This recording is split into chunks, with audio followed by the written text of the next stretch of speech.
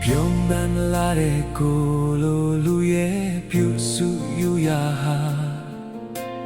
မင်းဘဝအတွက်တော့မဖူလုံနိုင်သေးတယ်အပြိုးနဲ့နှုတ်ဆက်နေစဉ်ကိုတွေ့များကတွေ့ဝဲလေမင်းနဲ့ရင်လိုဘဝမျိုးရောက်ချင်နေ